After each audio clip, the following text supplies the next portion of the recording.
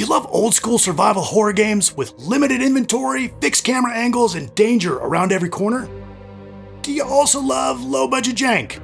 Well, this game has it all. I'm Adam Scott, and this is Outbreak, the Nightmare Chronicles.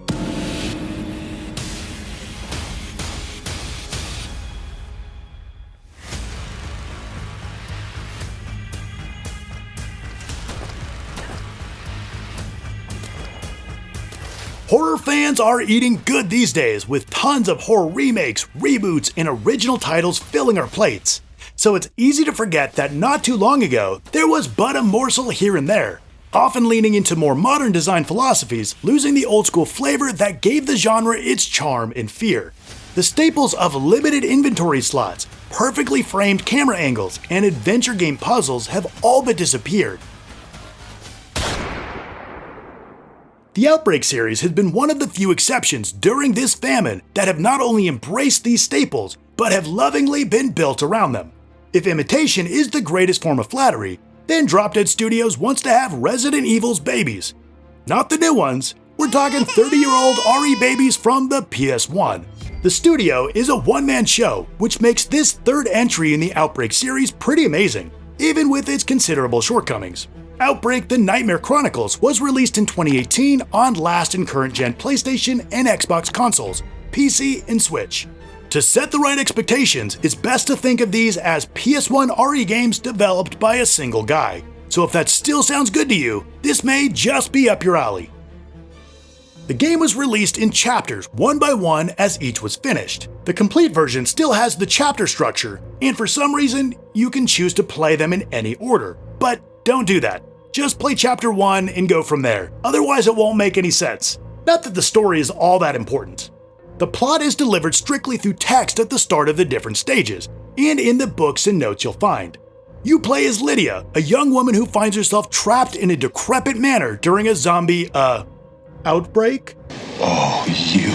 You'll complete puzzles, fight the undead, and uncover the broader conspiracy about the zombies' origins. It's all pretty standard stuff for survival horror fans, with more than a passing similarity to the original Resident Evil. And just like that game, the story is mostly an excuse to put Lydia in danger. After all, these kinds of games have largely always been about the gameplay.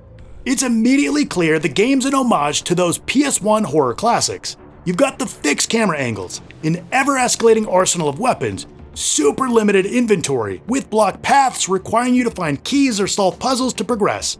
If you're a veteran of the genre, it'll feel very familiar. Items are almost impossibly hidden at times, so you'll find yourself hugging the edges of the environment, spanning the interact button so you don't miss anything. And you don't want to miss a thing, since you're always on your last few rounds, just knowing there's a room full of zombies on the other side of the door.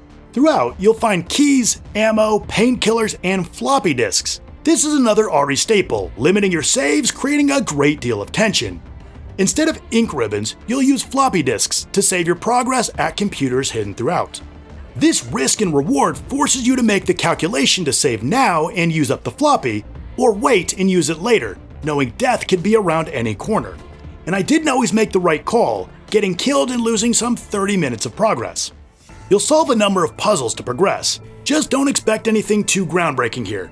There aren't any clever mechanics or innovative designs. They're pretty much all some variation of solving a code with the solution found in a neighboring room. Sometimes the codes are just straight up given to you. Their inclusion feels more like a requirement of the genre versus something that truly adds to the experience. You'll start without any weapons, but will amass tons as you explore, from knives and axes, pistols, shotguns, rifles, and even a rocket launcher. Hell yeah! Because of the game structure, you'll rapidly acquire new weapons only to start over with nothing for each new chapter. The gameplay checks all of the boxes for survival horror, feeling mechanically identical to a game from 1996. There's no fluidity to the combat, feeling rather clunky. You can pick either tank or more modern 3D controls. Since the game uses fixed camera angles, the 3D controls are a huge pain in the ass. See, when the camera angle changes, the direction you are pushing no longer makes Lydia move in that same direction. So you'll fight the controls going back and forth between those two angles.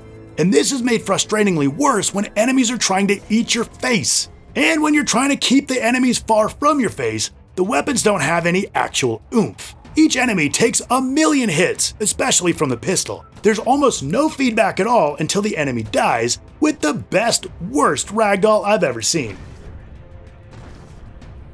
Okay, let's talk about the visuals. Here's the Resident Evil remake on the GameCube. Still looks incredible, right? Fast forward nearly 2 decades, and this is Outbreak, the Nightmare Chronicles on PS5. Holy shit. Okay, so it's not a looker, but neither's your mom, and here you are. You have to cut the game some slack. It'll never compete with bigger budget games. From the bare bones environments to the busted character models and the stiff animations, here's Lydia running. Oh god. Yes, the visuals are rough as hell, but the overall atmosphere is just about perfect. Credit to Dead Drop Studios. As derivative as the game is, it's clear the developer knows Resident Evil inside and out. The cinematic camera angles, moody lighting, and gritty feeling to each location evokes the same sense of dread that makes those classic horror games linger in your mind. It may look like it came straight out of the PS2, but the direction and artistry makes those technical shortcomings forgivable. Zombies are usually cast in shadow, hiding their details, letting you project the horrors in your mind on them. They move in unsettling ways and continue coming towards you as you fill them with lead, until they die, killing all of the tension in the process. The music, while serviceable, could have done more heavy lifting. Think of how the music in Silent Hill elevated the experience with its incredible soundtrack.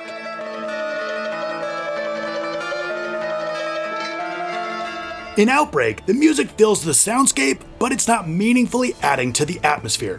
You can complete all chapters in roughly 3 hours, with a bit more replayability with the battle mode, focusing on shredding through tons of zombies while you escape.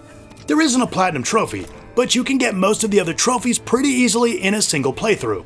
As a sucker for horror games, and specifically a fan of the old school design, I have to admit I had a great time. This wasn't the filet mignon of horror games. It's more like an old steak you cooked in the microwave, but it was clearly made with love.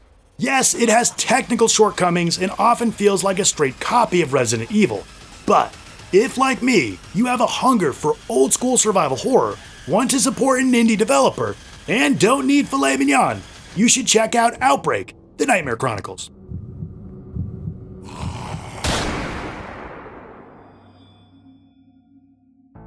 Alright, you've heard my take on Outbreak, the Nightmare Chronicles, and I'd love to hear yours as well. Also, what's your favorite survival horror game? Let's talk about it in the comments down below.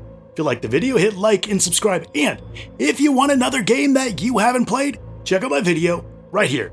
I want to thank you so much for watching, and I'll see you next time.